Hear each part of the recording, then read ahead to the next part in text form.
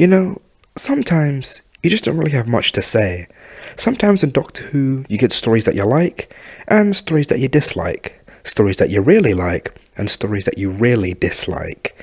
And then sometimes, you get those stories that just don't make you feel anything in particular. Yeah, it's time for the Reign of Terror.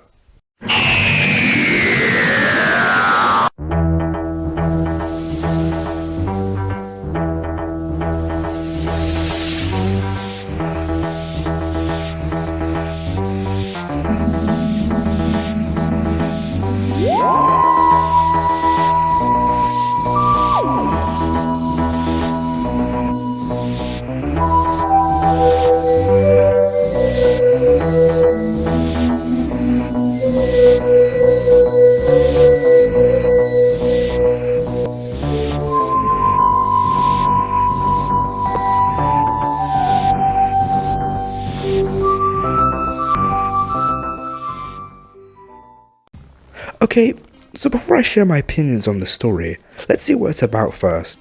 So, it begins with the Doctor still mad at Ian and Barbara for what they said at the end of the last story, and trying to drop them off back home.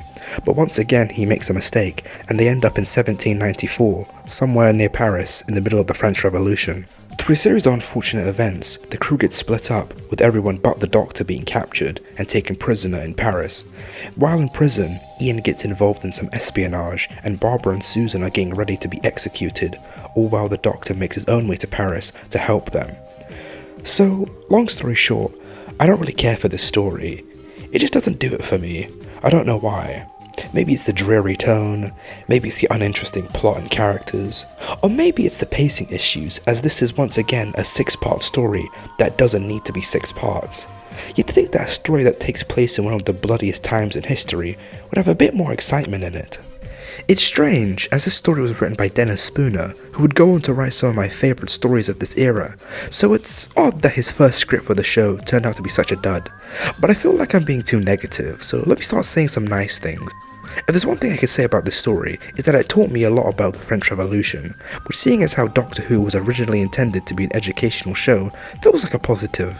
The performances are good in this one, with Hartnell in particular giving a very fun performance as the Doctor, as he is separated from the others for most of the story, and so we get to see him go on his own little side quests while trying to reunite with the others. In particular, this scene where he comes across this guard forcing prisoners to dig up the road, and then he forces the Doctor to join in. The Doctor then tricks him into doing the work for him, before cracking his skull with a shovel.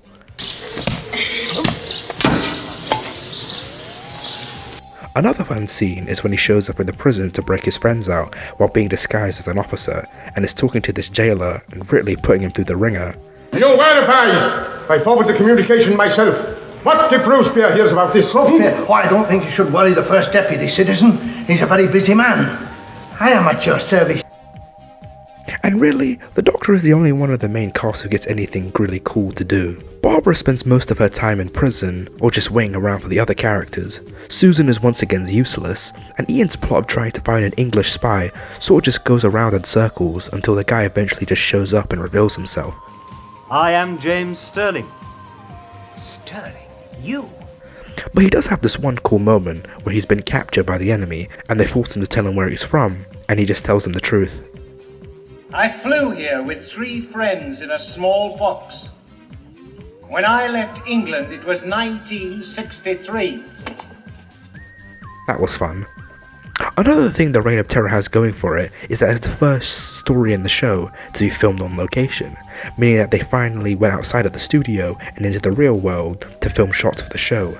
It's during the scenes of the Doctor travelling to Paris where we see William Hartnell walking through the French countryside. Except that's not Hartnell, and that's not the French countryside. It's actually just a very French looking part of the English countryside, and they couldn't get Hartnell out of the studio for shooting, so they instead had a body double walking in all these shots, which is why you never see his face. Apparently, to prepare for this role, the double would follow Hartnell around the set and try to copy his mannerisms, which apparently really annoyed him. And I don't blame him. Imagine someone following you around and copying the way that you walk and your whole style. He copied my whole fucking flow! Word for word, bar for bar! And that's not the only trouble Hartnell got into on the set. You see, This story was directed by Henrik Hirsch, who was not used to directing television and was under a lot of stress due to the claustrophobic studios and Hartnell being difficult. It was so bad that Hirsch was found unconscious after collapsing and was taken to the hospital and had to be replaced. So yeah, pretty bad. Now, while I know this doesn't really affect the original story, I just really have to talk about it. So, do you remember back in my Marco Polo video how I said that a lot of Doctor Who stories from the 60s had missing episodes, and how one method to restore them was to edit photos from the set and add audio on top? Well, there is another method. Animation. Some missing stories have been given animated reconstructions to help better recreate what the original broadcast would have looked like. And the Reign of Terror is the first of these reconstructions that we've come across, with episodes 4 and 5 being fully animated. But, you see, not all animations are created equally. Some of them have really great quality stuff, and then there's the others. And unfortunately, the Reign of Terror falls into the latter category. While yes, the models do look nice, and the lighting in some scenes is actually quite cinematic, the editing really lets it down. It cuts too often, and so unnecessarily, it can be very distracting. I mean, let's just watch this scene and count how many cuts there are.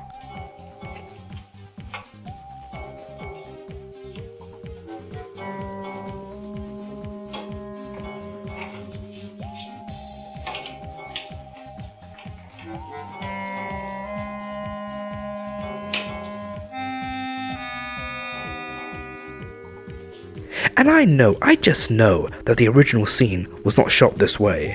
It just seems unnecessary. Now, with all that being said, do I think the Reign of Terror is a bad story? No. But do I think it's a very good story? No. But that's not from a lack of effort. I can tell that they were trying to make a good story, with a cool location and an engaging plot, and I can understand why other people would enjoy it. It just sort of falls flat for me. It's watchable, just not rewatchable. And so with that, I give the Reign of Terror 5 funny hats out of 10. And with that, we have just finished season 1 of Doctor Who. Hooray! Now only 40 more to go. Well, anyway, see you next time as we start off season 2 with an adventure of minuscule proportions as we take a look at Planet of Giants next time on Doctor Who Digest. See you then.